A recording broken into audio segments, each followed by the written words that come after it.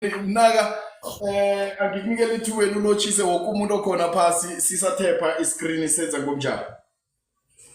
Ngiyathokoza Mnguni, angithathi ithubeli ngilotshise woke umuntu othethe isikhathi sakhe wathi abe khona la azokulalela. Amanengi anginawo, ngiyathokoza. Siyathokoza Duli ngikunikele ithuba ulotshise nawe wonke umuntu okhona phasi. Mnguni thokozele lithuba ukunikela lona ngilotshise wena baba Kazano, ngilotshise Suzano, ngilotshise nobaba Busehla lapha nawe dadethu Busisiwe Nivukile, ipanel yonke nabasilaleleko phasi nabasijoyinako lotshani noke. Yes, thank you. Sesubusi. Ngithokoze ngenkosi ekhethu Mahlangu. Ngithome ngayo. Ngithulela isigcoko ngithi Yeah. Mahlangu. Ngilandele ngomfowethu ngithi Mnguni. Ngize ngakuwe dadethu ngithi uvukile. Siyathokoza dadwethu. Siyathokoza isihloko sethu namhlanje akhe ngisho ngithi asikho specific exactly but ngithize mina sizoba open. It's an open discussion, meaning now sizokhamba siqaha lapha nalapha. So kune post engiyifakile ku Facebook. Well, I saw how people reacted kiyo izolo ethi yona lokha ngemva komtchado senichadile kuvamile kanengi ukuthi usathana angene abhidlize lokhu okuhle okwenzekileko ngendlela ukuthi kuphela mhlambe umsebenzi komunye wabachadileko, kungaba indoda kungaba ngowengubo. So now sele kwenzekile lokho yes siyatsho sithi usathana akayithandi iunity. Desukomo ebese kukhamba kuba nendlela ezivelako zokuthi zinganihlukanisa. So people responded ngendlela abaresponda ngayo. We'll read out the comments zabantu, and then also kubese kwabakhona abanye abangibhalela separate ngemiraro abahlangabezana nayo eAmpur ekhambelana nayo le laba veza khona ukuthi ingamhlambe nalokhu nakwenzeka ngalendlela nguye usathana na ukuba ngaphakathi komtchado wethu nakuvela into ezifana nalezi. So we will go through every maybe message engutholile siuhlaziye sisoke, and then ngiyacabanga ukuthi ukhona usibukele noma bakhona basibukele, although singeke sibagagule ngamagama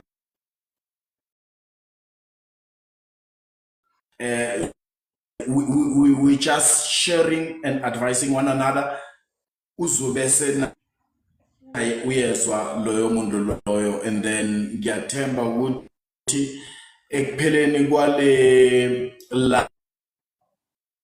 live uzobe because ngithe ngikhuluma naye mina ngabawa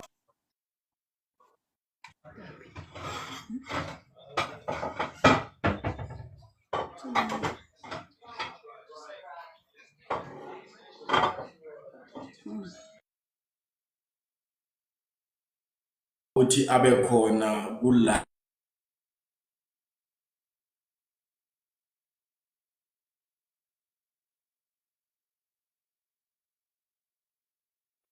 Hawa Mnguni awusazwakali.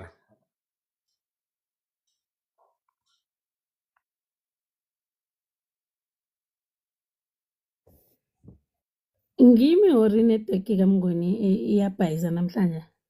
Inetwork kaMnguni le iyaqonda ngathi igezi ikhambile, u7 utshayile msne. Hayi Yeah, it's ikhambile 20 past 7. nawe igezi ikhambile bossa. hayi no igezi yona ikhona, ngiyezwakala nje kanje. Siyakuzwa nje. Nje ngathi ubuyile. Okay. Okay. Now ngiyathokoza. I'm adding another two. So now mnaka i-poster yayizolo ifunde kangalendlela ngizoyifunda out loud. Ithi I have a ask. Kodwa yini le usathana ayibangisa umtchado noma ake ngithi imtchado?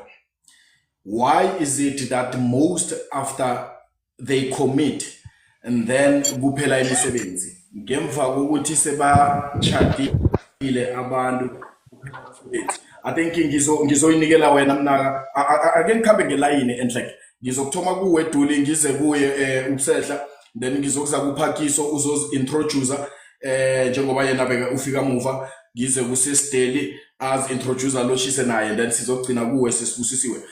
But then kungani usathana athande ukukhambela indaba zemichado kangaka and why nasisemjolweni ngisebenza le ngenza lokhu nalokhu ngendlela engikwenza ngayo ngiyamkhipha lo ntombami lo sichinga le akunamraro, finances are fine and all that.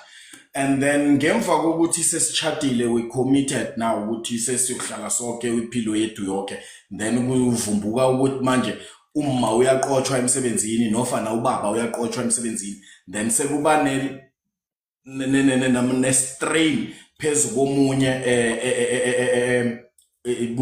kulama spouses esikhuluma ngawo. Unobangela esikhathini esiningi kuba yini usathana athanda iunity ngalendlela Duli? Sehla baba Mnguni I think Tome ngokuthi ngiyacabanga lapha nasichadako ngithi sentence or ngithini ithi okuhlanganisiwe nguzimi let no man put asunder. Esikhathini esiningi mina ngibona ukuthi there's a lot of like izinto ezi-positive that comes out of umchado ngoba umchado uyisibusiso esivela kuNkulunkulu. Remember if ever sithi uthola umntwana out of i-marriage, umntwana loyo uba negama vane abe negama elimlandelako elimnamathelako, but umntwana ovela emchadweni uyisibusiso. And then number two, angifuni ukudwela ngokuthi ubani usuka bese wenza attacks wakasathane, asikhulumi ngama attacks ukuthi mhlawumbe ubani wasuka wa-change, ubani wanona, omunye waba islend, omunye wondra. So in my analysis into isathane unity akazwani nayo. And in the post mina I've mentioned ukuthi vane bathi inkodi ezi-5 so uzihlukanisa uzibeka separately it's easy to break, but inkodi ezona uzihlanganisileyo uzibophileko it's not easy to break. So into ehlangene nento ethi ubumbano vele akayifuni inhlobo ngoba uyazi ukuthi la kunobumbano khona zinengi izinto ezihle eziphuma kulolo bumbano ne-unity leyo.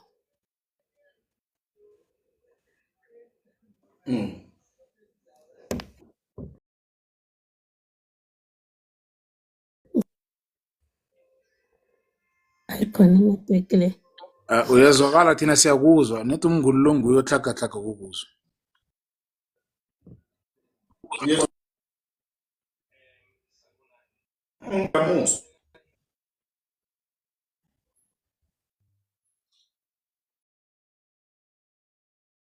Ngizwa.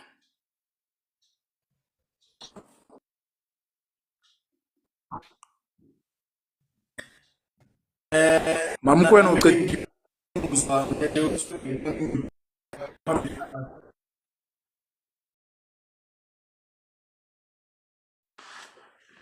Mnguni siyasogola ukukuzwa. Ukhulumisa ukuthi nguye ngathi angazi. No, Mngani ngizwa mina bengisamuzwa loud and clear. Ongazwa kwaleko bekunguwe. So ngiyacabanga ukuthi mhlambe usuke yena wabona ngathi asimuzwa ngoba simutile. Khani siyamuzwa.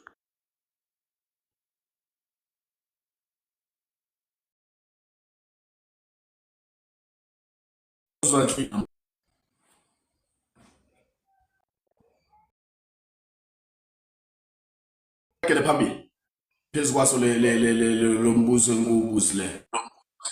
I mean le point. Angithokoze mnguni. Thatha ithubeli ngithokoze khulu ukunikela ithuba elifana naleli. Akhe ngitsho ngithi ngesikhathi nguni umuntu ayokuhlanganiswa nowakwakhe kungenzeka kube ngowembaji kungenzeka kube ngowengubo kodwa laba bantu laba bayahlanganiswa so sele bahlanganiswa ukuthi ukuthi nasifunda ekulumeni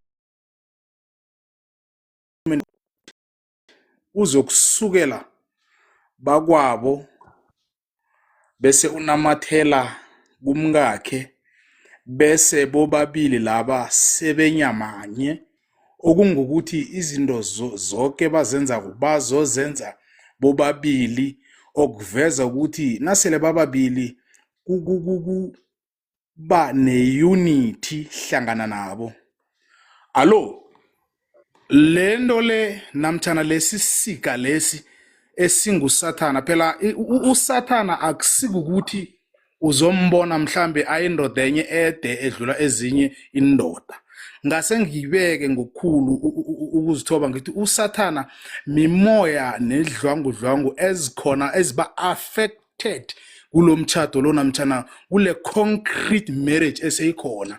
Asikhumbule ukuthi nasiyithoma lapha esimini yase Edeni mnguni usathana wafinyelela kuEva ngani ngespirit sokuthi wasuka usathana wahlangahlanganisa iEden. Uyihlangahlanganisa njani na? Wasuka wathatha the provider wayesaphasi ongu-Adam wathatha the female okungu-Eva wayenza yaba yiprovider. Ulapha-ke kwasuka kwahlangahlangana khona mnguni ihlangahlangano yasukela etsimini yase-Edeni usathana lapha athatha u-Eva wamenza ihead bese wathatha u-Adam wamenza i-receiver. That's when ihlangahlangano yathoma lapho. Ingakho-ke mnguni enkathini eziningi hleze mhlambe sele kube ne-unity ebantwini ababili then-ke kuba nezika mhlambe nezimo ezithize ngoba mhlambe kunabanye abathi nabezako emithadweni abezi kuzokucelebrate bezela ukuzokubona or baze witness ukuthi ngambala uyachada na and then-ke bese kunokuthi bakufise lokuhle mnguni bese babeka imveke namtjana inyanga bathi sizakhe sibone ukuthi uzoyiceda inyanga endathu na sele uziceda mnguni indanga endathu hleze mhlambe ninama plans nomama wakho ukuthi sifuna ukuthi mhlambe sele sisemtchadweni sithenge okuthize kuyifurniture or okuyikoloyi bathi sizakhe sibone solo kodwa kusesengusathana ukuthi inyanga yesibili iza kuphela ilori yakwa furniture ingakezi izokureversa iguge na nakuyimodoro bathi zakhe sibone ukuthi angeze achayisa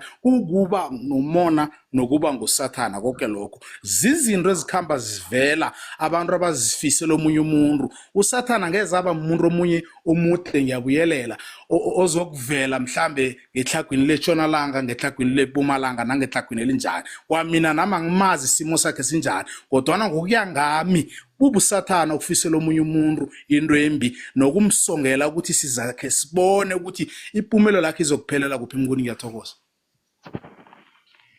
Thank you mnaka uzokele Mr. Phakiso. Hey mati kunjani yeche? Mr. Phakiso sir. Okay, ngiyadlula ngazi or naka akakaphenduli musini akusikuthi mhlamba ngimi ngedo ngamzwa akakaphenduli ne. Usengakaphenduli. Kunilocha. Okay, Anguyangena. khona vulako. Mngani kunjani? Ngivukile Mnguni ngakwakho nivuke njani? man ziyamrita Eh ngazwakele bayazibika nokho. no siyathokoza angilotshise ubusehla Ngiyinikela wena phezulu. ithuba elikunyana yes. Ya ngiyathokoza mati angilotshise ubusehla ngiphinde godi ngilotshise nawe Mnguni ngilotshise nabo dadwethu esikhona nabo kupanel. Nami ngithi angivele njengoPakiso uThabiso lo wakamahlangu naye abangani bami laba abadoda amabili la. Manje ngiyakuhloko lesi kakhulukazi mngani lesihloko sijule kakhulu lesi. Sijule in such a way that asidingi ukuthi kahle kahle futhi sisiye kancane kancane ngoba kufuna si understand ukuthi number 1 before kuyiwe emshadweni before singathi laba siyabahlanganisa bazoba inyama enye funa sicale sibuke ukuthi ke lokuhlanganisa kwabo bahlangana bafuna ukwenzani. That's number 1. Number 2, uma ubheka izwi likaNkulunkulu kusehla uke wayithinta lento liveza ukuthi akukuhle ukuba indoda ihlale yodwa. Now kuzenzela umsizi onjengaye hayi ohluke ongafani na onjengaye. Then funa si underline lelo gama ukuthi onjengaye. Now akwenzeki ukuthi iBhayibheli lithi onjengaye wena Mnguni uthanda ikhala emhlophe umkakho athanda epink then anisakhambisana. Kulapho kucala khona iproblem. Then number 2 iveza ukuthi lapha ensimini ukuze umuntu adalwe lo wesifazane iBhayibheli liveza ukuthi lo uAdam walaliswa kwakhishwa ukuze kuvuswe lo womfazi ukuthi abe uthi lo uAdam nakavula uthi lo inyama yami. Now leyo nto le imina ukuthini? So inkinga esuka ibe khona nayi ke Mnguni before singaya phambili kufuna ka analyze lento yokuthi inyama yami onjengaye then sikhona ukunderstanda from lapho ngoba yenzeka lokuthi ke umuntu mangabe eqeda ukushada yangenzakalela nami leyo nto ngikhuluma ngento engine experience yayo ukuthi ngathi mangiceda ukwenza lezi zinto umsebenzi waphela after 2-3 weeks kwaphela umsebenzi ukuthi uphele njani nami ngayibuza nje ukuthi kwenzakaleni ubusehla uthashe enye into mangabe kuba nalento ye unity funa si understand ukuthi umshado it's a big commitment ivusa izitha even emndenini ivuse izitha ngaphandle. Ngizokuveza lokhu Mnguni okuyingozi kukhulu thina ebesingakunotice thina singabantwana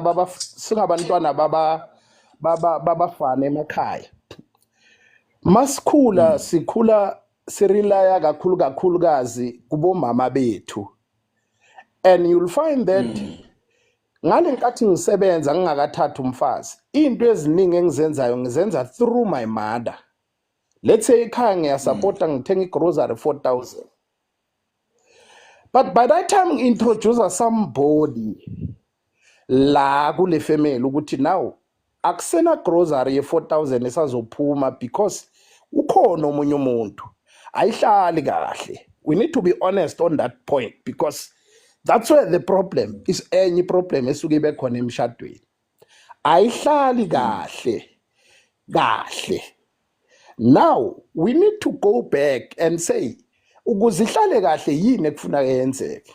Ngeke ngathi ngikhuluma ngelinye ilanga ngithi ngifundisa ngathi umuntu ongazi kungcono mina umamami ngoba ngikhuliswe nguye uyazi ukuthi uMahlangu lo uthanda itamati ngathi iyababa or inechukela nyana ukuze lo nkosikazi wami azokhona ukubamba the line yokuthi ungubani uThabiso uyangazi yena mara kangazi 100%, uzongazi, but the person ongaziyo mina 100% ilesilukazi. Yingakho ke kubalekile ukuthi umalukazana akabe ne-relationship good and a best nomamezala, which it's not familiar kabanye. Akusilula, iqiniso linye lihle.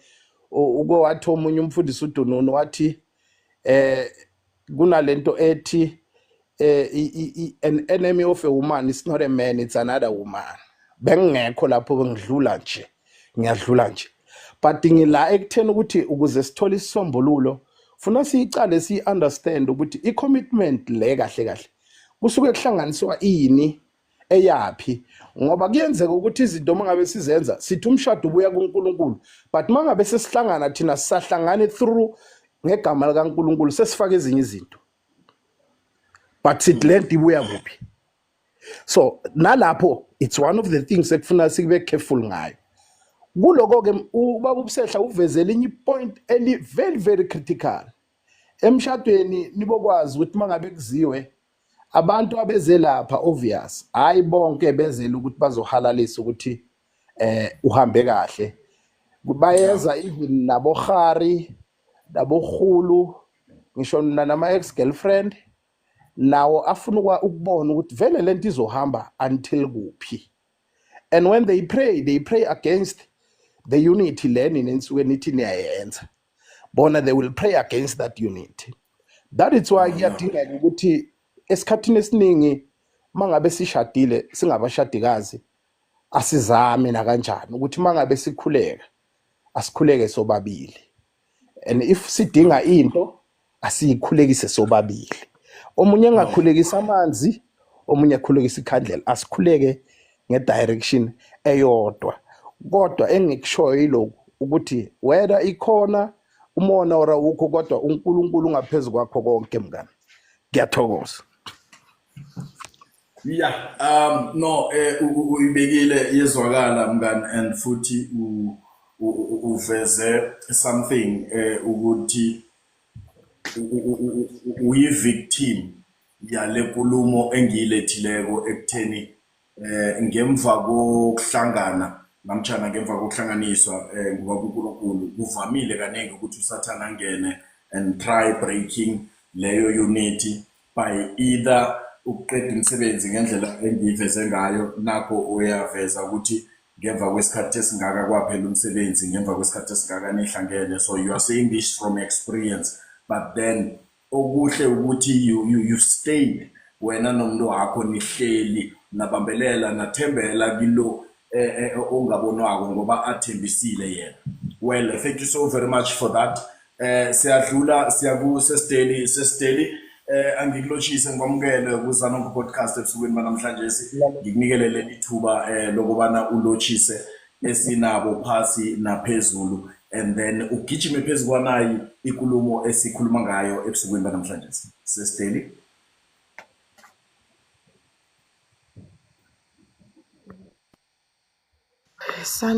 Sanibonani.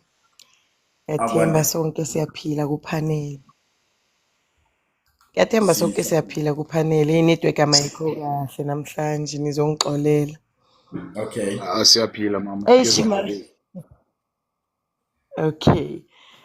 Hayikhona itopic namhlanje inzima kakhulu ngoba nami ngiyi-victim. Okay. Yomshado onganaNkulunkulu. Yeah, umshado onganaKristu umntansekhaya uyingozi over.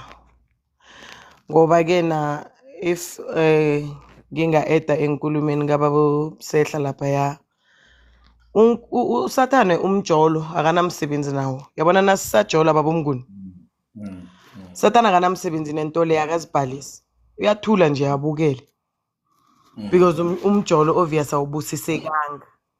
uSathane ulinda lesikhathi lesi senicala nithi niba serious ke manje seniphatha indaba zomshado. Akadingi invitation, uyazi-invite. Na ufunda iBhayibheli lapha mosikhona la uJohn ke wamenywa khona nguNkulunkulu. uJohn nakafika wathula uSathane sekafika ekuqala. uSathane akadingi ukumenywa, akayidingi invitation. Uyazizela nasesekayibona into ukuthi le ngathi seyifuna ukuphazamisa uhlelo lwami bese uyazizela. That's why ke sidinga ukuthi umshado ube nobunkulunkulu, because kule gap encane evulekile engana uNkulunkulu kula uSathana angena khona. Sathana akangeni endaweni la kuvaleke khona, uhlezi afuna igap. Uyeza azochecka nasesekuthiwa niyachata, uyeza azochecka igap azongena ngayo. And trust me, wanithola nibantu abangakhuleki mntanzi ekhaya uyangena uSathana and ungena ahlale azinze naye kube kwakhe. Njengoba nikhamba nithu ula phakathi kwenu, njengoba athi ubaba lapha yana kufuneka umsizi onjengawe. Lithi iBhayibheli watsho njalo ku-Adam wathi ngizokwenzela umsizi ofana nawe. Bekufuneka into enjalo ukuthi if siyakhuleka la ekhaya kube ukuthi soyi-2 siyakhuleka, uye umsizi onjengawe. Ngale kwaloko if omunye uyakhuleka omunye akakhuleki then sinenkinga. If omunye uye ekhandleleni omunye uyobamba isihlahla sinenkinga, because inkolelo yethu ayifani, ingatriggerisheka lula kula uSathana ayifuna khona. Enye into ke ephinde isilimaze kakhulu yile nto yokuthi ke namanje asisakwazi ukuthobelana. Yiyo-ke inkinga enkulu esibhekene nayo manje. Uthola ukuthi ukhonza into yakho ikhonzayo, nami ngikhonza into yami engikhonzayo, kanti iBhayibheli azange lisho kanjalo. Lathi mase sewungithatha ngiyoba unkosikazi fanele ukuthi siyokhonza into eyi-1, siyokholelwa entweni eyi-1. If sikholelwe esihlahleni la ekhaya akube ukuthi sikholelwe esihlahleni soyi-2. Lento le iyosave from ukuvulela uSathana igap. So mina ishayazi angazi yizo-ke izinto ezenzela ukuthi kugcine kuba ukuthi-ke manje nanoma sekuthiwa sewuphelele umsebenzi babomnguni asisakhona ubekezelelana, because azange saba into eyi-1 kwasekuqaleni. Bowuvele uzidonsele washona le nami ngadonsa ngashona le. And ukhumbule-ke thina abomama sidaliwe Nkosi yami. That's why-ke neBhayibheli lalithi masithule nasenkonzweni kahle kahle uma sesiyilanda kahle. Asikhona ukuthula. Imagine sekuthiwa wena usasebenzi mina ngiyasebenza, it's very rare ukuthi uyodla ukudla kwami bese kuba nokuthula endlini. Ukudla kwami uyokudla kuhamba nenkulumo, uyogcina sewudla nokudla oku-wrong okubuya komunye umuntu wesilisa. So angazi iyodinga ukuthi ilidwe yini abobaba. Mina ngike ngatsho njalo ngelinye ilanga ukuthi le iyodinga ukuthi ngathi singacalela phansi siyolidwa yini abobaba, ukuthi kahle kahle lalithini iBhayibheli ngathi nani nina manisithatha lathi nisilide njani thina, ngoba lento ukuthi kulide thina ayibantwana basekhaya mina ayihlangani.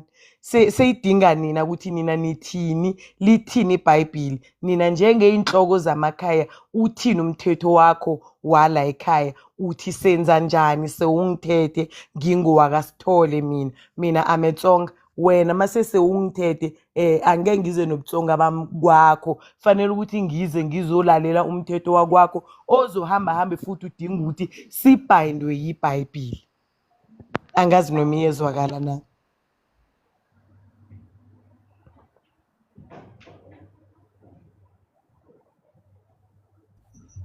Baba uMnguni sisesesonke. Ngunakazwakala ngathi umyuthile. No, bengimutile, sorry. Sikulalele mama, sikulalele kamnandi khulu. Ngingazibona noma usaqhubeka nomtshana bese le ufike ekugcineni. No, bese ngifike ekugcineni. Angithanda uleader kakhulu indaba le sihlanganele kaningi nabomama sizama ukulwa nayo, mara ekugcineni size saricha a common ground ethi iyadinga ukuthi ke sihlale phasi sizweni ngana bobaba ukuthi uthini umthetho wakho njengobaba, lithini iBhayibheli. Ngoba ukuleader kwethu kakhulu ngibona ngathi ngikokusisa le nale sigijimisa indaba zokuthi I know my worth, I know my in. Hey ayikhona into zethu lezi mina ngibona ngathi sezisimochise khulu. Sesidinga ukuthi sihlale phasi ke manje sizwe ngani ukuthi nina nithini, ithini into yeBhayibheli nomshado wethu. Yeah, thank you. Siyathokoza mama. Ngoba now if ulifunda iBhayibheli lizokuthi kusho ukuthi ngithanda ukuveza amagama nakho ukuthi from uGenesis up until kuSambulo akukho ezwini la iBhayibheli likhulumisa ukuthi umuntu wengubo kufuze athande ubaba wakhe. Akukho eBhayibhelini la iBhayibhelumisa umfazi ukuthi akathande indoda, but always liveza indaba yokuthi umfazi kufuna athobe kuyo indoda kwangawuthoba kuye uKristu self. So I think the easiest way to make umshado work ngani nobabili before sizokufaka other things. Ngani nobabili, it's when a woman ethoba noma when the wife etobela indoda, ngoba akekho ubaba ongafuni ukuhlonishwa ngilo okhiphe inkomo wayomlanda ekhaya kubo wamletha ngapha ekhaya. Enjalo. Akunalathi nakumele sithande khona. Yes, Sanibonani. lithi thoba. Yeah. Lithi thoba iBhayibheli lithi thoba, Yeah. which automatically being thoba. submissive. Yes, automatically ma submissive kuba nothando lapho, because now ithobela indoda yakho iyakuthabela lokho noma iyakujabulela, and then ikunikela ithando olideservako, ngoba iBhayibheli lithi umsebenzi wendoda ukuthanda, and then sele akuthanda, when are you going to reciprocate lela thando lela ngesizathu sokuthi uthobe? Well, it's fine. Ngiyakuzwa.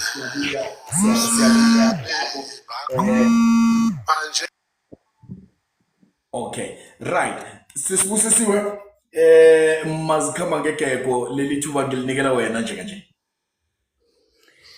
Hawa mina ngiyezwa and abaningi sebangikhambele ngaphambili, mara mina into engiyibonako ukuthi into lengathi isuka emrabhini la mina nobaba kwami esithome khona i-foundation, ukuthi i-foundation lesiyakhe njani. Ngoba kungenzeka ukuthi i-foundation le asikayithomi phasi, sesayikha phezulwa sangena indlela sakhamba, bese mase sifika phambili emshadweni seyiyasirara into le. Bese kula sizokuthoma khona ukuthi sibe namehlo amaningi, ukuthi sesifaka abantu, sifaka imndeni, ukuthi sesiyazondwa or senziwani, mara yona ithoma emrabhini phasi la ethome khona ukuthi thina umrabhu loya sitshalile kwaphuma umrabhu before kuzokuphuma umuthi na.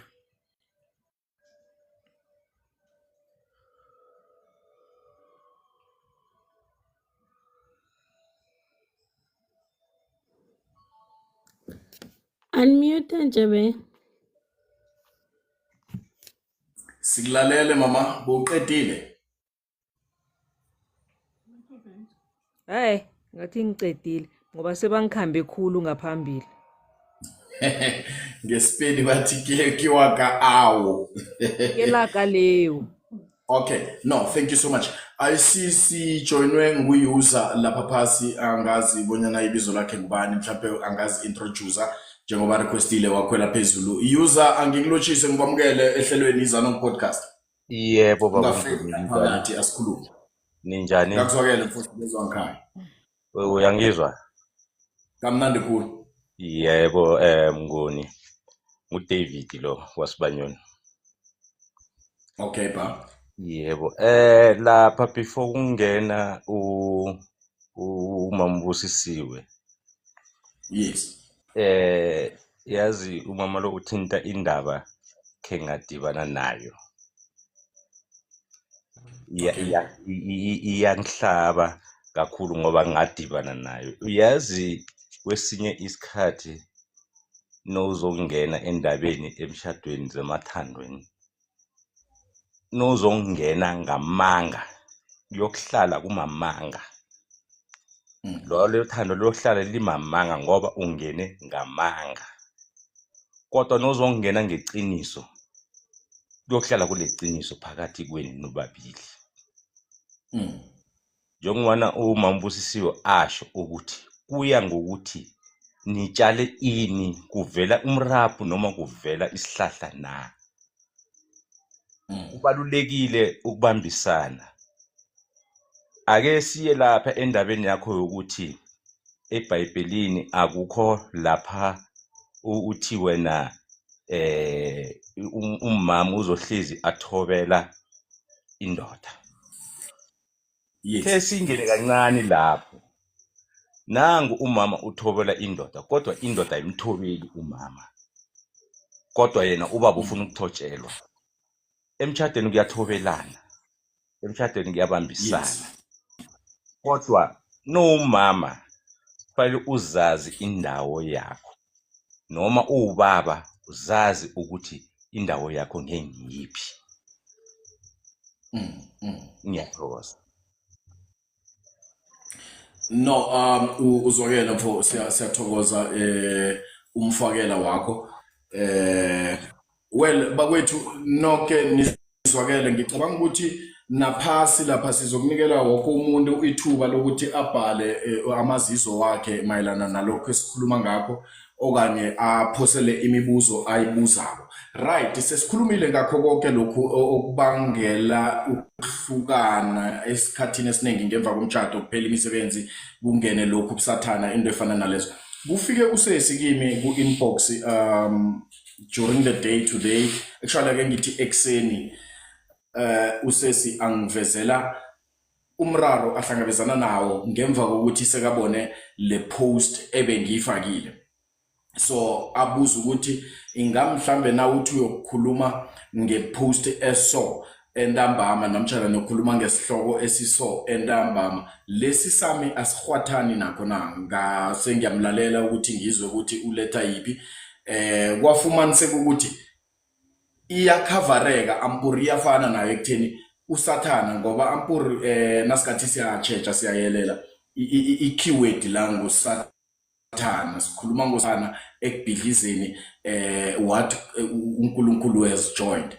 We understand. So now yena wase uveza nasi indaba wabawa amazizo from ebantwini noma ama-advices from ebantwini different, ukuthi unomyeni wakhe bahlala kwabo seside isikhathi bahlala bonke, and then from 2023 ke ngibone ku-2023 bayile emabhayini. Ngemva kokuthi baye emabhayini ngo-2023 wase uyabamba noma mhlambe kwaba ilanga baconceive ngalo lelo, and then from 2023 to date ukuhlebhana bekungasabereki, ampuri bekungasekho, ngoba kubonakala kwanga umswalo sekaphasi phezulu ule nale nabanye abantu bengubo and so forth.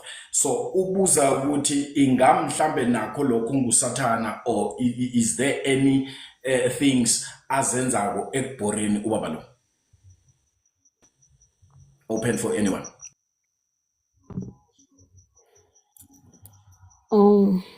And Mnguni, ake ngene la kancane. Yazi emtshadweni kuhle kuhle, Yes. ngathana abantu bethu bayabhalwa ebandla ngakubhetere. Kunesitsho esithi nasisithi umenda uthunyelwa kundwana. Yeah. Okuphambili kwakho awukwazi, ubone lo muntu lo ombonileko estradeni wakara, wambona wathi lo uzongipha abantwana bahle, uzonginakekela. Then mina ikingami isuka isekutheni, this person will propose uthando kuwe, uthando liba mnandi, apropose imarriage ibe mnandi. Ngathi singabatshela kuhle kuhle ukuthi umtshado is not a bed of roses, it has got thorns before it's beautiful.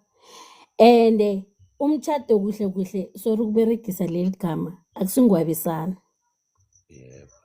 Udinga indoda, umtshado udinga indoda, because udinga indoda and lidinga kodwa umfazi oqinileko, alidinga abantwana.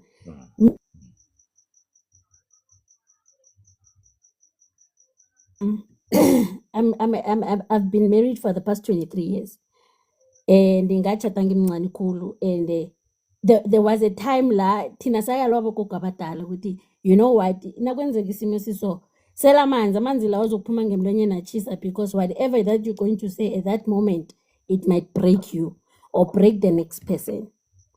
Abantwana banje awukhona ukumyala ukuthi indoda yakho nayikhambileko musa umkhwela ngaphezulu kwehloko uzokuthi angubani yena. This is my husband. And awukhona ukumyala because nothoma uthi uyayala bakutshela ngokuthi wena uyanakade. And at this Right. kulesi simo esikiso asithi kule generation esikiyo omunye nomunye wenza umathanda and umtshado awufuni umuntu owenza umathanda. Umtshado une-protocol. Immediately I leave my mother and my father to be independent, yeah, this guy or independent, yeah, this man. He must be the one or seta ama-rules ukuthi ikhaya lakhe ulifuna ukuthi libe warm kangangani. Immediately he's the one who's going cold.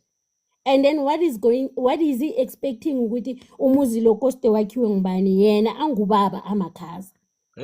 Angikhulumeli amakhaza wempeteni ngikhulumela amakhaza ukuthi nangi ungithethe ungisusile in my comfort space wangiletha ekhenu angibeka umzekelo wangiletha ekhenu sele ngikutshela ukuthi umakho nabodadweni bangihlukumeza kangangani uzokuthi uma into leyo angekhayenze ungakangizwa. What are you saying about me? How are you protecting me against lepilo? Remember, I'm coming from my own family. Ginendlela engikhuliswe ngayo, ginendlela kade ngiphila ngayo.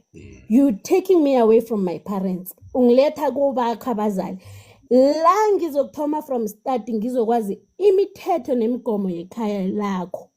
Then if you are the one who is called kuso sonke leso simo leso nanoma ngizokuthi ngiyakubikela nanoma ngithini then wena umakhaza kimi awufuni ukungilalela mhlamba bodadeni bahlale barehe umakho uhlala rehe like inhlobo zakho zihlala zirehe over mina wakha ikhaya elinjani.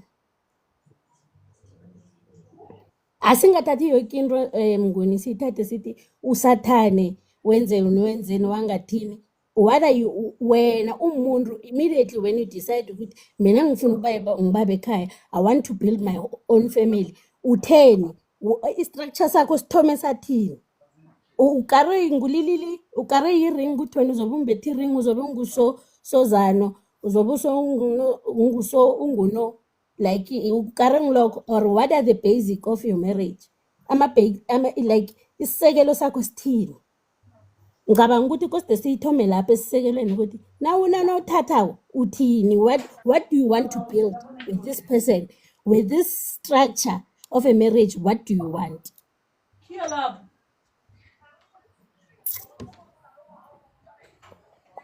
Uzwakele Duli, thank you so much. Yeah. Ngisaba ukumfakazela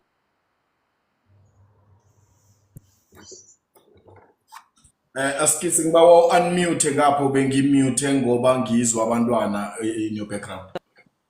okay. Bengithi ngiba ukumfakazela uSisiduli ngoba nje esikhathini sanje abantu nje asisenzi izinto ngoba sizenzela thina. Sesenzela ukuthi hawa ubusehla musi uthetha ngeke ngaphalwa ngubusehla mina ngoba ubusehla uthethe ene uthola ukuthi ubusehla yena mina ngifuna ukuphikisana nobusehla ukuthi ngoba ubusehla uthethe nami ngifuna ukwenza into leyo ekubeni ngingazi ukuthi ihloso kabusehla bese kusikhathi sakhe esimfaneleko ukuthi afike kulelo level na mina ngoba ngenza ngoba ngibona ubusehla bese ke ngiyachayisa ke ene nje nabazali bethu sebavumela yonke into ngoba hawo abazongilobolela mina uza kukhulela khona emzini ekubeni into leyo i-wrong. Khulisa umntwana wakho aze afike ezingeni lokuthi nawe soyambona ukuthi nje sekalungelwe ukuya emzini sekangakhamba, hayi ukuthi uthi umntwana wakho uza kukhulela emzini ngoba kusasa uyoba negama elimbi. Sekuthiwe awa amakheleni umkhukhu ngalo yokuphuma ngale ngemuva ngoba sekabuye emzini, ekubeni akuseseyinto ehle leyo. Ngiyathokoza. Thank you, sis. ake Okay. ngingene Mnguni, Asomplif mna. ake ngingene Mnguni. Ngiyathokoza Mnguni ukuthola ithuba eli. Ngiyangena. Ngiyathokoza Mnguni, ake ngibuye ngitsho ngithi ngizokhuluma ingaba mhlambe ngaba 5 ngaba 6. Ake ngithome ngithi Mnguni. Kwenzekeni la? Kuwamabhodlela. Right. Mnguni, angike ngithoma ngithi mina umtchado ulikhambo, number 1. Wedding is a journey.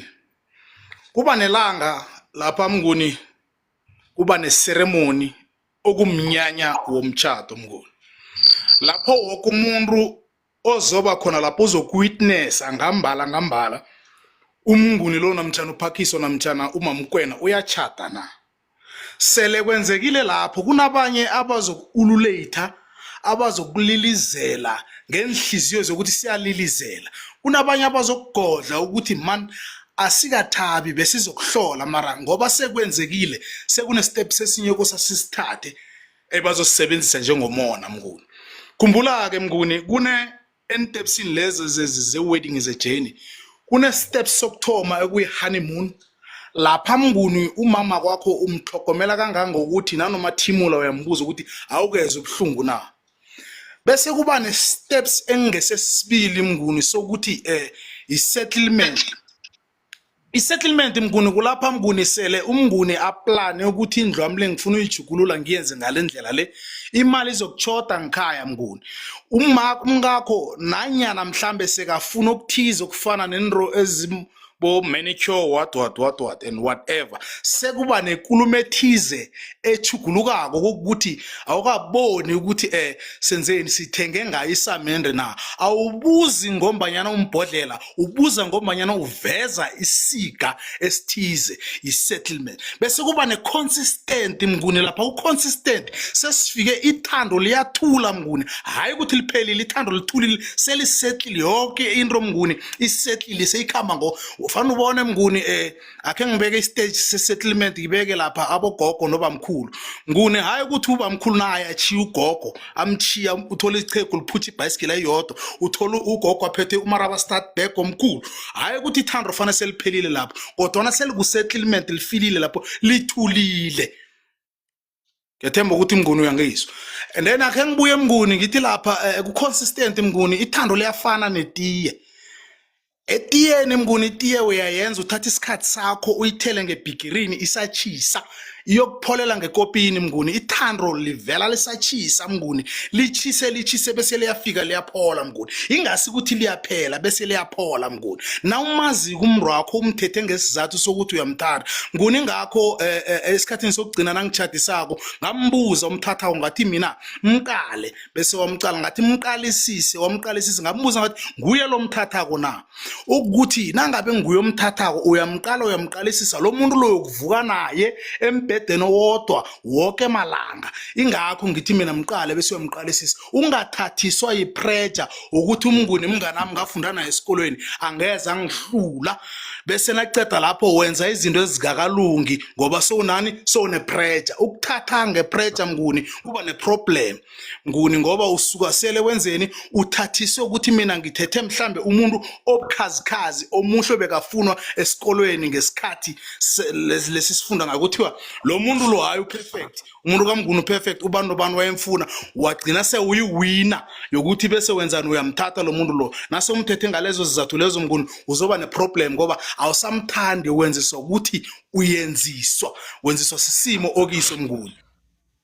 Ngiyathemba Mnguni uyangizwa lapho. Yamnandi khulu. Yeah.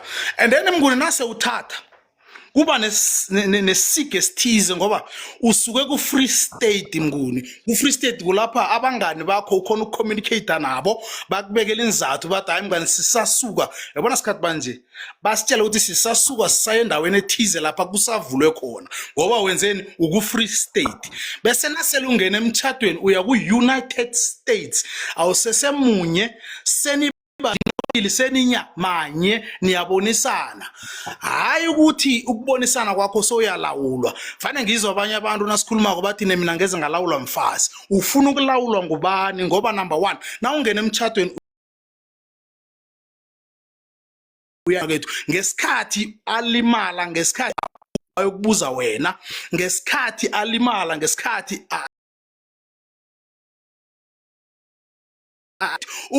ukuthi ngiyapha ukuthi ngiyalawulwa ngenzelela ukuthi umuntu naka reportileko akusilula ukuthi ungambuza ukuthi ubuyaphi ngoba a reportile ukuthi uyaphi nguni ngiyathemba ukuthi ngiyasizwa nangithu njalo enemnguni akhe ngibamba iphuzu lesine ngithi mina iring ayimenzi umuntu ukuthi abe ngumama oqotho iring ayimenzi ubaba ukuthi abe ngibaba oqotho emnguni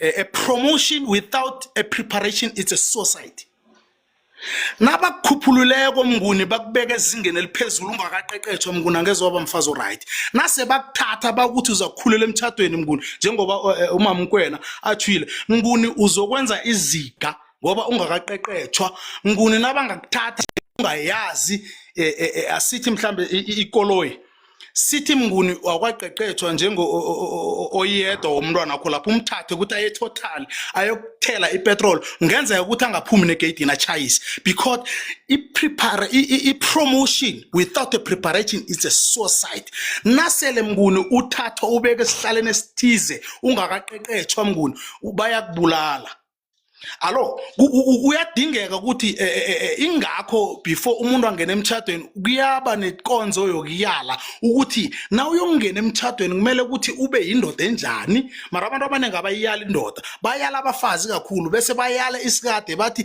emtchadweni kuyachisa kuchisa ini ngoba simba ula ngiyindoda fanele kubethu ku cross ke sinawe mnguni lapho sithi ayisinjalo kodwa emtchadweni hayi ukuthi kuyachisa emtchadweni kufuna the communication abantu kumele ukuthi babe nebumbano bese benza into eyodwa engenge ukuthi izoba saphambili mnguni angibuyelele ngithi mina a promotion without preparation is a suicide ngoba mnguni nasifunda lapha encwadini kaSamuel ithi inkosi uSamuel walala nomka Uriya selalele nayo waba nokuthi manje senginezono eziningi ngibulale indoda le na wabuya wathi nangambulala ngizoba nezono eziningi ngimbulale wathi no nangambulala ngizoba nezono eziningi angingambulali angabo wathi impromoted uUriya abe ngaphambili azi ukuthi a promotion without preparation uzokubulawa because mabakupromote ebusotsheni bakunikeza ingidi ezingaphezulu kwamandla akho sele bampromotile kwafika ipi uUriya angaphambili wenzani wabulawa because bampromote without a preparation alona ungena emtchadweni ungakaprepare it's a suicide bayakubulala abakuprepare ngaphambi kokuthi bese bakupromote yathokoza mnguni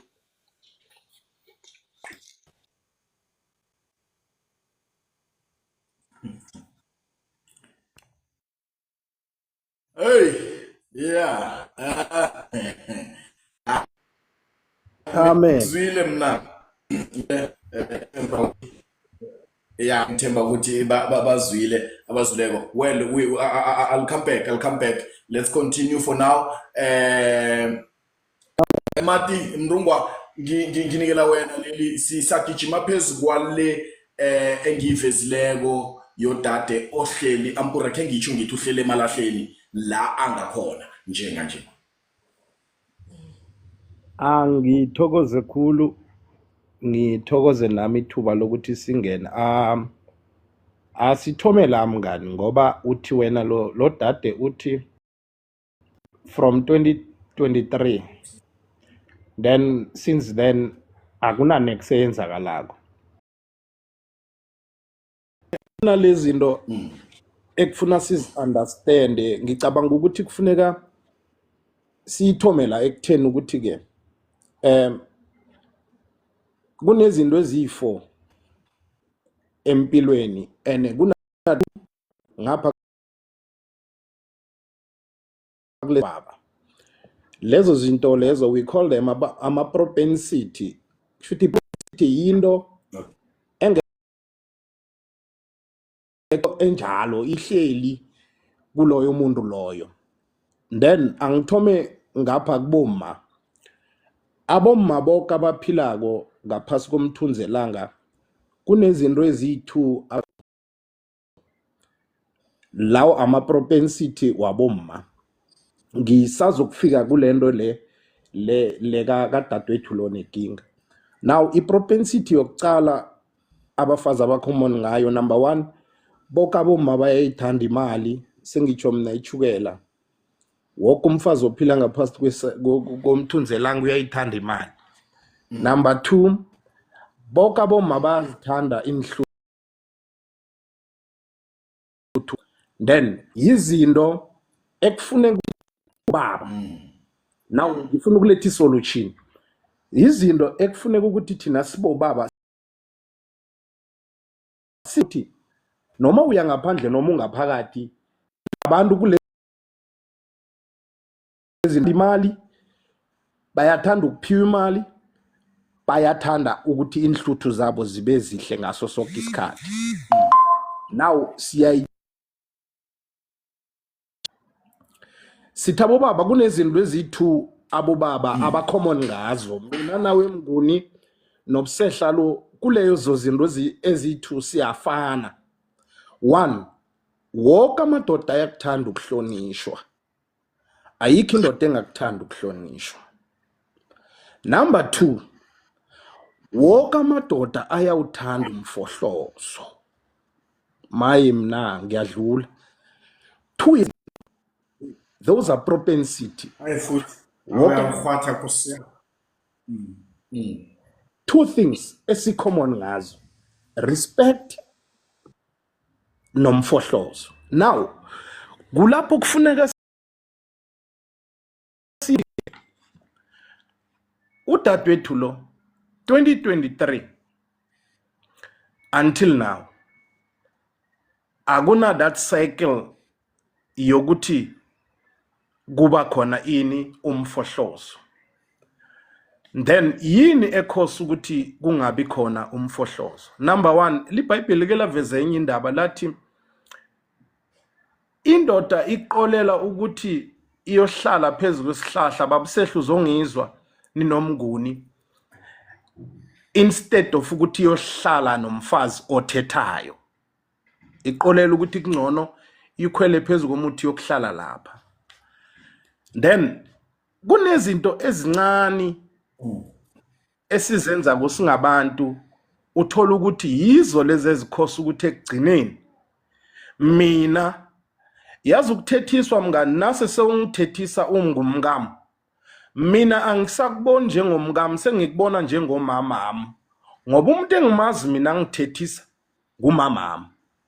Yingakho ngizothi nangingena lamnyango ngibona umamami, angisaboni unkosikazi wami because of indlela okukhuluma nami ngayo.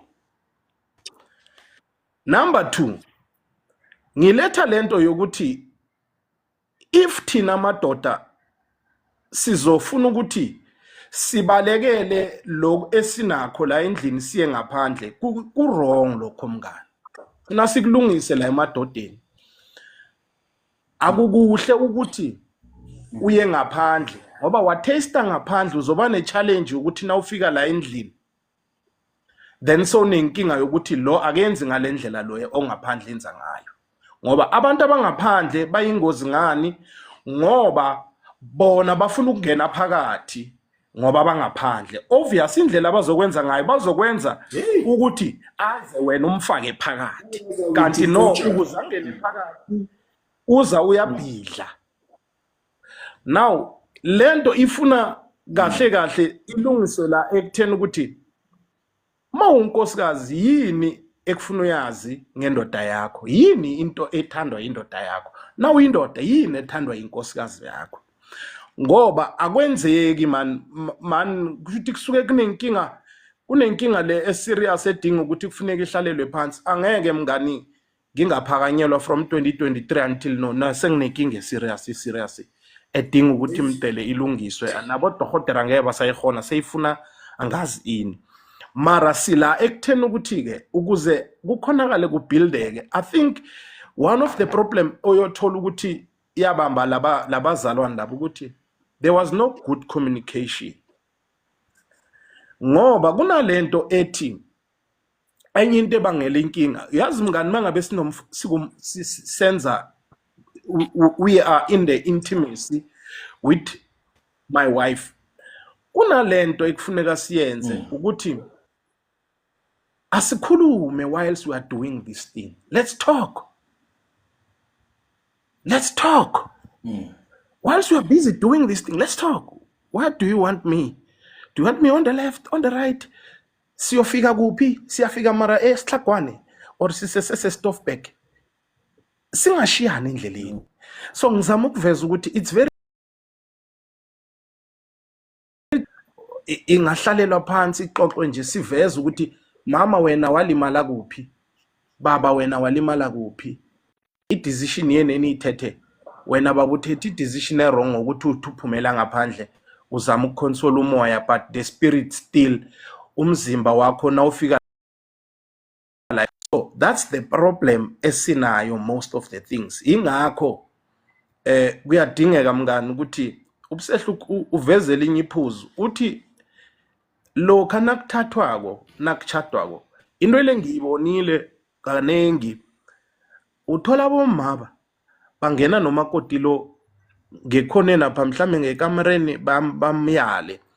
Thina madoda asikwenzi lokho, sithi thina kule ndoda sithi yendoda soyoyibona khona uyozibamba zinjalo nawe uyokubona, then bese uthola ukuthi lento lo mfazi nase seka overpower le ndoda ngenkulumo hayi ngoku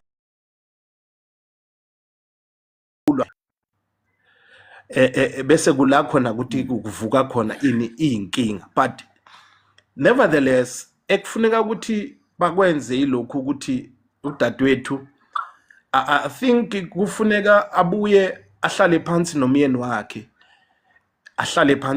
wakhe ambuze ukuthi ke baba yini lapho ngakona khona.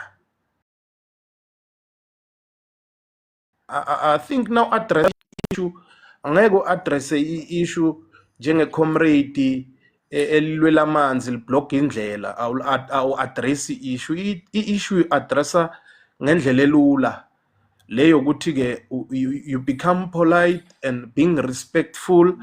Lelo la ngakufuneka menzele kwangathi angayithatha this remedy ukuthathi nakabuye ekhaya amphekele ukudla kuthandako amgeze inyawo whilst basadla, then ayicala i-conversation in a simple man ukuthi mara baba yini engingakwenzela yona oyithandako, mhlambe yini engingakwenza ukuze mina nawe sikhona ukuthi sidiscuss in a deeper wena, because i-challenge is less. Vele mngane esikhathini esiningi asikhulumi ngendaba zomfohlozo emchadweni wethu ngoba we are too relaxed, sibulawa yiloku relaxed. And enye into eba ingozi kakhulu ukuthi ke sihlele ezindlini zethu, then kunabantwana umama akasakhoni ukuthi nakumele mhlamba reach climax kuyenzeka msukuleka umemeze ubize nabo khari konke ukhululeke man, ukhululeke. Mara ngoba kunabantwana ngapha, abantwana phela baza kuvuka mngani bathi bakokote bathi ubaba bethuma ngapha ibayinkinga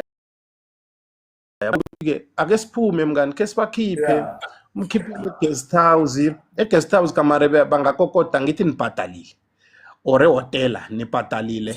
Umuntu ukhe kazikhulule yena man, amemeza ngendlela afuna ukumemeza ngakhona, then into leyo ngiyo eyenza ukuthi umchado ucine. Enye into yile asiliseni ukuthi sisemshadweni whilst we are still young as we are, then bese si restricta indaba yomfohlozo ukuthi mdele ube ngekamereni. Umfohlozo awunandawo mngani, bomma umfohlozo awunandawo, anywhere anytime umfohlozo awufohlozwe noma kukuphi noma kukunjani akube khona ekutheni ukuthi kuyafohlozwana. ngiyathokoza. Mngani uyibekile uzwakele na ukhulumisa indaba ukuthi vane coffee enokutshela bohari into evane ngihlale ngiyitshela ufro ngithi hey mina ngiyakhuphuka ngisakhuphukela ekhaya ngifuna ukuyokutshela uma ngendlela ungidlwebhisa ngakho uyangidlwebhisa. Well, it's fine, asikho lapho. Tulishi uthi uyabila mntwana ekhaya, asinikele wena leli thuba. Mnguni mhlambe abantu the scenario yakadade abakayizwa kuhle. Udade akakatshati 2023. Kunabantwana before 2023 emtjhadweni. There's cheating involved before 2023. And kuba nokungakaphatheki kuhle emtjhadweni 2023.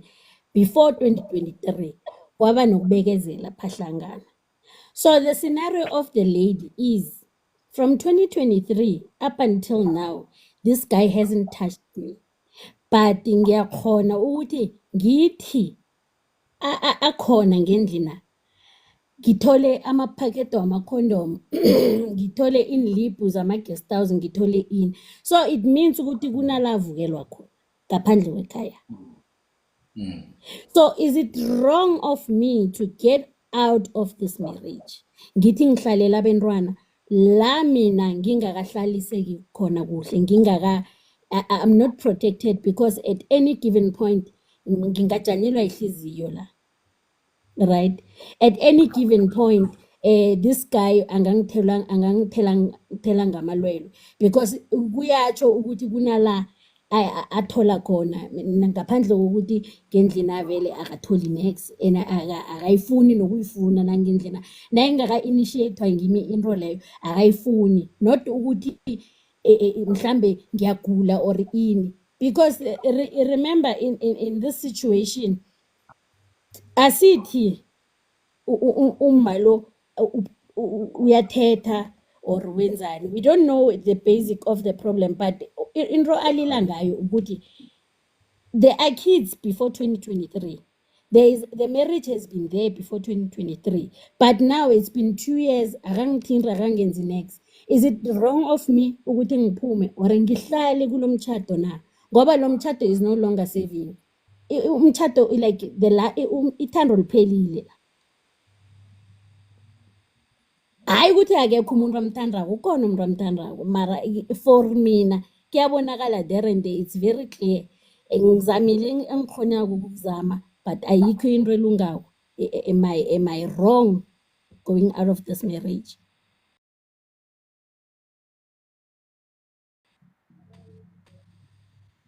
Yeah, ngileyo ke bobaba, because now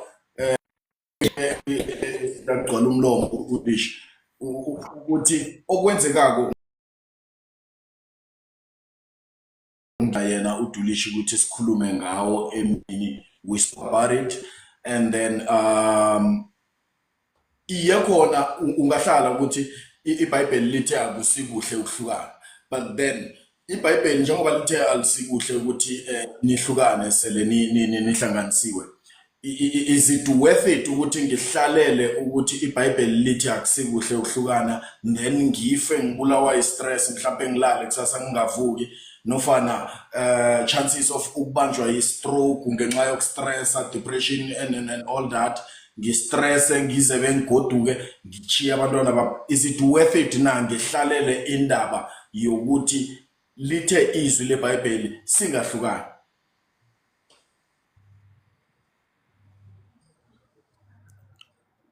No, Mnguni, Yes. Mnguni akhe ngene. Ngicabanga ukuthi uDulish uveza indlela ipost ebengakhona. Now uyabona mangabe sesikhuluma ngento yokuthi is it worth it ukuthi ngihlale or ngingathi mina naku, number one, nginemibuzo miningi ingakho ngithi izohamba bese binder because akunamuntu ozokhona ukuphendula le mbuzo engizoba nayo le angakuthinti ngayo. Then mizamo mini number 1 oyenzile wena njengodade, ngimiphi imizamo mhlambe othe wayithatha wayenza? Ngifuna ukuveza nayo into encane abantu abaningi abangayinaki ukuthi Sorry. indoda le asipromote ukuthi ayiphumele ngaphandle. Wrong, it's very wrong 100% lokhu ukuthi aphume aye ngaphandle, and ukhomba ukuthi kahle kahle uyinuku ngoba angeke uthi wenza lezi zinto uphinde futhi ubuye nezilips zama guest house, ubuye namajazi ukuthi nokuhlonipha kusekho lapho, ngoba if bekahlonipha bengekaza kwenze lokho. But ngila entweni yokuhlukana asingakhohlisani futhi singatshelana amanga, kufuneka sibeke iqiniso. Ukwehlukana kusilula, angeke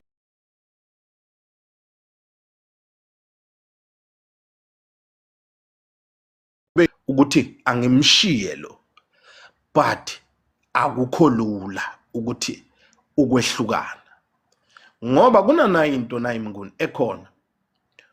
Ubaba uphume endlini waya ngaphandle, ngifuna ukuthi ningizwe understand. Ubaba uphume, Angazi ukuthi yeah. uyangizwa nje Mnguni? Thina siyakuzwa raga mfo.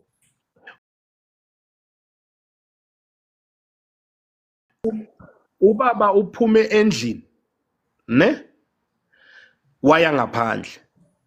Lo baba akakaphumanga emshadweni, uphume endlini waya ngaphandle wabuya. Now if wena mama udecide ukuphuma, now wena uphuma emshadweni angithi, then uphuma nasendlini, uphuma endaweni ezi2 ngesikhathi esi1, mara yena uphuma endaweni e1 ngesikhathi esi1. So let's be careful ukuthi singayipromote into yokuthi abantu abahlukana, ngoba kunabantu abayoba involve kuleyo nto le. Number 1, wena self as umzali uyoba nenye inkinga ebakhona eyokuthasha impilo yakho yonke. Ngoxa with abantu abadivorcile, the thing that they've said to me ukuthi, you know, it's very difficult ukuthi udivorce ngoba kuba nento eziningi ezibuya kuwe. Bathi thina we don't promote ukuthi umuntu akadivorce because of there's consequences ezizoba khona after sewudivorcile. But ingakho ngithi mina umama uyadinga ukuthi athole abantu abazomluleka, number 1 ngokomqondo, bamsize ngokomqondo. Nalo baba uyawadinga amadoda, uyabona Mnguni, lo udinga abo baba kwangathi bangasinvite man ke basibize sikhulume naye ngokomlomo, nakubhala emlomeni, then sibone ukuthi yini enye singayiberegisa ngoba ubulala ubudoda bethu, ululaza ubudoda, ayenziwa lento ayenzako. And mangabe umntwana abantu lo ubona ukuthi akasamfuni, akasho kuye, angamhlukumezi ngoba lento ibulala isidima samadoda, as if wonke amadoda ayenza lento leyo kanti umuntu nje nobunja bakhe ebusuku ebumphethe. So ngizama ukuveza ukuthi ke man udadewethu lo ngathi angasizeka athole ihelebhe elizoba rehe ngoba nako ukuthi ahlale kodwa ngikupromote. Uyabona ukwehlukana bafowethu, hayi lapho cha angikho khona. Ngiyabonga bafowethu. Mnguni, akhe Thank you, thank you, thank you. ngibawa sibuyelela la sithome khona ukuthi nakuzokuhlangana abantu ababili abomma bayathatha bahlaliswe phasi bayayalwa. Isokana libanjwa ngesandla, awa uberegile mtshana, awa ngubaba-ke nje sozokuhamba nabobaba. That's the only thing you guys say to the person othathako. Sikuphi isigaba sokuthi umuntu nakathathako nani bobaba nikhambe nihlale naye eqadi nimtshele ukuthi sele uthatha umntwana abantu lo umsusa khona ka-point A, you must know ukuthi you're gonna carry this person to B and C till death.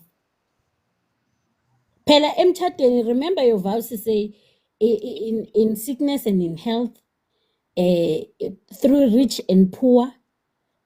That's why uthola ukuthi abafazi abanengi imasele kufike estageni sokuthi you are poor, you are no longer rich bese bakhamba, because at the end of the day asikangeni ngama-values or ngezinto ezifanako kulo mtshato, because wena you were told ukuthi umfazi kosta pheke, kosta ayine, kosta enza abentwana. But nowadays I think kosta nifundisa abantwana ukuthi wena mntwana marry your type, number 1. If ever umuntu namadizili uthanda impahla ezihle, marry your type, because kuyoba buhlungu ukuthi wena umbathi idizili umntwana abantu naselambethi ifesikoti thina sombukela sothi mara lo wambathi ngi-honorok indodakhe imbatha kuhle kangaka. What's happening? You must marry your type. If you umuntu wama-slay queen, marry i-slay queen. I-slay queen sizokuhlamba sibe muhle, sibelethela abantwana abahle, siphutshe itroli isokuthenga itroli leya ehle leya inlayitshi ngaphakathi, athatha intombe mbereko wakhe loyo, wena ucatsha umuntu ozokuphekela, ozoku-ayinela, ozokuqinela ngendlini. And then you must know ukuthi kunabafazi who value marriage. Uyazi ukuthi ubaba nakafikile kosta athole ukudla okuchisa ngendlini, kosta aye emberegweni asikune, abantwana koste babe esikuni. Then you want to expect that person ukuthi akhamba ye kubereka abuye kodwa azokuseva wena, right? So where is the value of marriage esimene esinjalo? Like, let's be realistic. We are no longer dealing nezinto zeBhayibheli and nezinto zaka 2020. We are dealing with what is happening now. Abafazi banje bayabereka. If you cannot meet your wife halfway, ukuthi baba cala ngiyabereka ngiba sifuna sesizosayinela, ayinelwa umuntu wangestrate. You expect that wife to come back from a 9 to 5 athathi watchi nakho ayinele wena ufuna umthethe ekseni. Now uqeda la ufuna umntwana abantu akhwele empedeni akuchebise. Ngapha kunabantwana abanande bakokota usathi uthi athi mama ubani umbethile ngeremote. Like how do we meet each other halfway? Because this day and age ayisafani nalokho ukuthi uyahlala umkhaya ayikho into yenzako ubaba yakhamba yabereka when you deal with everything. You're not giving umntwana abantu a break to be a wife to you. Kuwe ugcina ayisigcila, ngikho kusasa uzombona ngabuthi akasesemfazi because uyisigcila ngendlina. Marry your type. Yeah, no, uyezwakala Duli, and I must say ibuhlungu this thing, because like I'm saying ngokuthi ngithola mina ama message almost time and again, more especially makunesihloko engiza naso, then kuba khona ama message angenako ku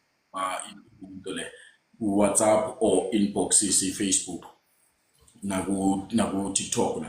So ngezidisi man abantu abahlangabezana nazo, hence ngithe mina let's have a open discussion namhlanje sixoxisane ngale ndaba yokuthi njalo sithi ngusathana ongenako, whereby lapho kunye ampura kusasuye usathana ongenako, but usathana vele ula ngendlini ngimi samself, and then sizofika ngalo esihlale kukhulunywa ngaye kuthiwe usathana ngenziwe ngisathana, whereas usathana sekungimi. So mngani ngikuzwile khulu na uthi wena awi promote noma awuvumelani kakhulu nendaba yokuthi kuhlukana. Yes, it's fine, and vele nami against indaba yokuhlukana because this thing has been going on for quite some time now, and I always kept on saying just bekezela and so forth and so on.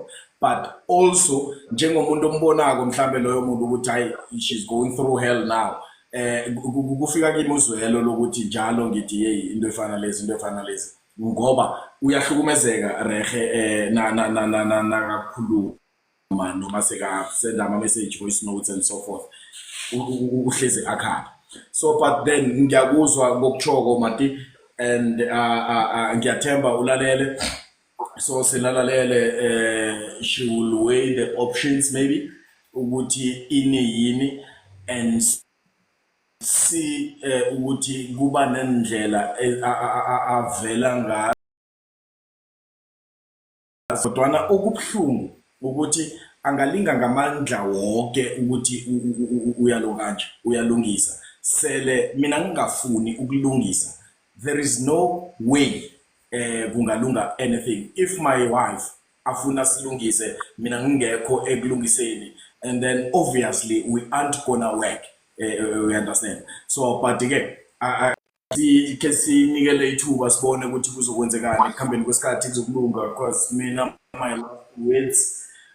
my last words ungakangeni, my last words ngithe kuye sengisabela ukuthi manje ngendlela so stressa ngayo and njalo so uyathoma so complaina ngokuthi ihlangothi liba buhlungu, like your back it's so and everything. So ngathi mina uzogcina ukulawa stress uchiye kwabona laba abancane, and then kuyoba buhlungu ke now because so besingazi uzobe ungazi in fact ukuthi no basele njani njengoba banganakwa ngendlela efaneleko ngalesi sikhathi wena usesekhona.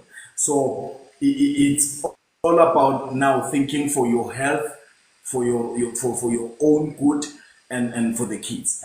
That's what I said to mina kuye. But when ngizwile mngani ngithemba ukuthi nawe uzwile. Mnaka bonga kaphawuli anything on this one. We are 10 minutes beyond our time, but then mnaka akuphawule phezu kwakho lokho, then we are closing it not long. Ngiyathokoza Mnguni. Yeah, usaphawula ngizobe ngikulalele ukuliketlela mina wena ungaragela phambili. Ngiyathokoza Mnguni. Sele Mnguni kunjalo ithando silithulile Mnguni. Alisekho sekuphapha iabuse khulu. Lo malo seka umuntu oabuse wako naba icalako ibiza nge-sexual abuse. Ne ukuthi umuntu lo sekadinywa khulu into ayizele khulu kumele ukuthi imdele ikhulunywe khulu emtchadweni, njengoba umngani sekatshwile ukuthi ukuthelelela umtchado kulokha nasele ukhiwa khulukhulu umroho. Alo nasele ungasakhiwa wena uvela nobufakazi bokuthi mina ngibuya okukho umroho, sekungenye abuse eletha ukuthi angeze usafisa ukuthi umntwana wakho womntazana angangena emtchadweni ngoba ubone iabuse le ebonakala nguwe. And sikhumbule Mnguni nokuthi abantwana bethu babesana bathathela khulu kiboyise ngoba sima hero wabo. So into lena sele itshalwa ngekhaya bayibona iseduze bathi ngiyo into erehe, then iyabhebhedla iyakhula khulu. Angibuyele ngithi mina kuhle kuyafuneka mngani nawe ukuthi nakuthiwa omunye wabantu uyachata, asibe nalo lelo hlelo lelo lokuthi ke siyokuvela, ke simhlalise kuhle, ke simtshele bonyana ikhambo lokuba ngubaba kuna different between indoda nobaba. Ngoba indoda ayibuzwa ukuthi ibuyaphi, kodwa ubaba uyaripota ukuthi uyaphi ukuze angabuzwa ukuthi uyaphi. Uyangizwa Mnguni? Ubaba uyaripota ukuthi uyaphi ukuze angabuzwa ukuthi ubuyaphi kodwa indoda iyeqindrada indoda ke leyo. Alo Nguni ngiyathokoza sengivala ngithi mina nasele kube ne-abuse emtchadweni enjengale iyadinga njengoba umngani sekathwile asazi ukuthi lo wesilisa lo uzosizwa thina or uzokuthi sithatha ihlangothi ngoba kwakhe kwaba naso isige esinjalo sakhamba sathi siyathenda kwathiwa thina sithatha ihlangothi njengoba nasizile sizokulalela i-issue and then ukusuka lapho ke sathumela abadala kithi mara ke ngoba lo wembaji lo ungukhanda liqinile akafuna ukuzwa ukuthi kwenzakalani iba nzima kakhulu ngaleso sikhathi ngoba angakayalwa kuhle njengoba umamkwena ebeka athi ekugcineni siphaphatha izandla sithi we made it boy ilikuthi asikamtsheli the foundation grounds root ukuthi ngaphasi before uzokwakha indlu uzithoma nge-concrete foundation ukuze ibe nesisekelo ku-roof. Nguni ngiyathokoza. Mnaka bekuma amezwi wakho wokulayelisa lawo ngiyakuthokoza Duli amezwi wakho mhlambe wokulayelisa to wrap up and also maybe words of advice njengoba sowuvala. Awa mina maningi anginawo ni mara umtchado into ehle mara usilula. Awufuni abantu ababuthakathaka good. Number 2. So if you are not open and you are not willing ukuthi ubambisane ulalele and ufundiseke, don't get married. That's my last advice. Na ungabonisekiko ungafundiseki don't umtchado muhle khulu because izinengi izinto ozitholako emtchadweni ziningi izinto oba nazo. You grow as a person, you grow as a human being, you grow as a person, and you grow as an individual, and then you grow together in marriage. And there are certain stages la umtchado nandu khamba ube makaza na umakaza nandu baselele unkuni na unganahliziyo yokubaselela then don't. Amagama mongo ugcina ngilawo. Ngiyathokoza. Thank you so much Duli. Is this Busi? Your last words, advice and so forth. Awa mina Mnguni amaningi anginawo ngiyathokoza nje nokuthi waba nehliziyo ukuthi uhelebha abantu ngiba ukuthi uzimu nabezimu bakuncede kwande. Ngiyathokoza. Siyathokoza tatwethu. Mati? No ngithokoza kakhulu mngani ukuthi ke usinikele lethuba lokuthi ke nathi sikhona ukuthi ke sibonisane isidingide udaba olufana nalona engizama ukukuletha ngilokhu sengivala umtchado into ehle utsho njalo umama Mkwena umtchado into ehle ukuhloniphana nokubekezelelana mara ngifuna ukuveza naku enginakho ukuthi ke lapha abantu ababili bahlanganiswa ngiyacabanga ukuthi kuba nalento ekuthiwa ukuthi siya ngendumbeni lapho abobaba bahlangana khona bahlukanisela umhlwehlwe kuthiwe longe wakho mkhozi isicedene manje kule kinga yalo mama nginale coaching ethi into ezizenzeka nje amachegu wekhabo namachegu ekhabo losokana lo aphi athini athuleleni into zingazenzeka ngalendlela le ngoba lapha sinalo ukuthi umntwana lo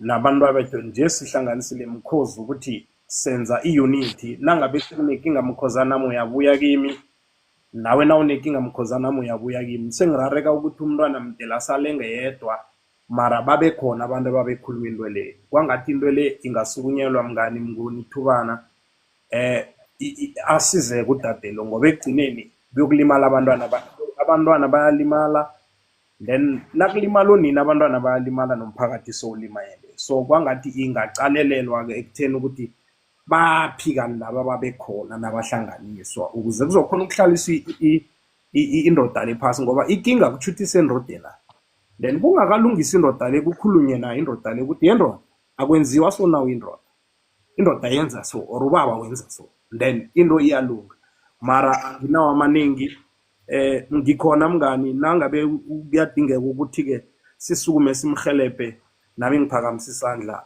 uNkulunkulu asibusise kuze kube kahle amen. Noted. Thank you so very much.